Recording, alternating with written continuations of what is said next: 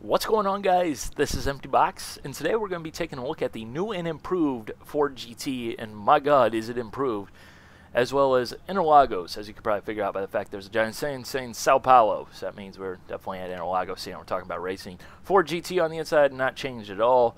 Physics-wise, completely brand new, completely different driving car, night and day difference. Sounds improved on all cars, and you'll hear that with the drivetrain flexing as well as squealing brakes while cold.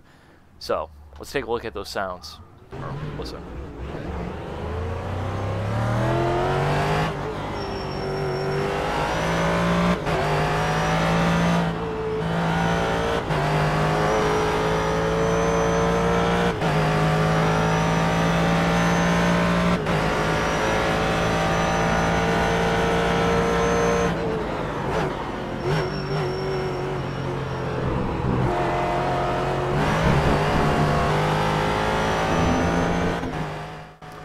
So as you can hear, the squealing brakes, nice touch, although that probably won't be too terribly important at racing speed because obviously your brakes should be warm once you're actually racing. So the more noticeable thing though is the drivetrain flexing, which is more than just a sound effect. It is actually modeled.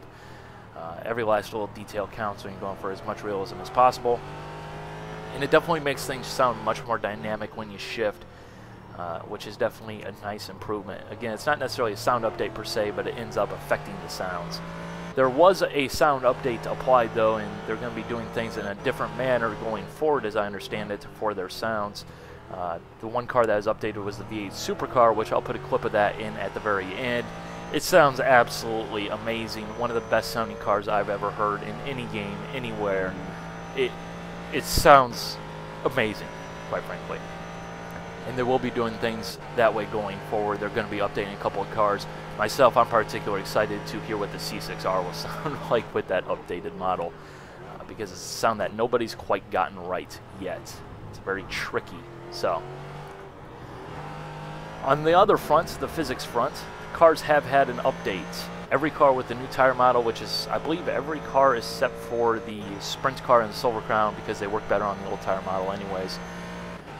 Has had a tire update. Basically what they're saying is the tire carcass was storing too much energy, which was causing tank slapper situations, oscillations, more or less, when you get the car a little bit sideways. If you've ever noticed in iRacing, the cars have a very distinctive look before this build. When they were in an oversteer state, they kind of literally jump sideways when someone saves them, like they just move over like a groove and a half. It's because the tires were being a little bit too violent. And that has been changed. Oversteer, does feel a lot more progressive, a lot more natural. It is definitely a lot easier to catch on all cars. For example, I was driving the Riley in the Daytona 2.4 last night in the Friday race, and didn't have any situations where I felt like the car was just pretty much gone. You really have to muck things up now to get in that type of condition. So, a lot easier cars to drive, much more well-behaved. The new steering model as well is on all cars now, including the Sprint car and the Silver Crown, which basically means the steering rack is actually a steering rack. Things up front are much more tied together, much more composed, very well behaved. It's definitely a noticeable change even on the cars that haven't had too terribly much change done to them outside perhaps the tires, or in the case of the Sprint car and the Silver Crown, not even that. So that is a welcome change right there. As well as that does kind of affect things when you get steering damage, which can happen, obviously, in close quarters racing. So, that's on all cars in the service. Several cars have had updates to them, but I'm not going to go into all the details on all the cars because I just bore you guys to death. The Ford GT, though, this is the car I was most excited to try out when I saw the new build release notes, and it's actually very drivable. It's actually fairly fun. You see, I am struggling a little bit with understeer here, but that is because I am using a fixed setup that I haven't done too terribly much changes to. I expect that to be fully able to be dialed out, for driver preference. It's not even really all that bad, anyways. It's just kind of my taste. I like a little bit more oversteer in my cars than understeer. So. A lot more progressive, a lot more natural feeling. It has grip. It actually feels like it has some turning ability now, which is something brand new to the Ford GT.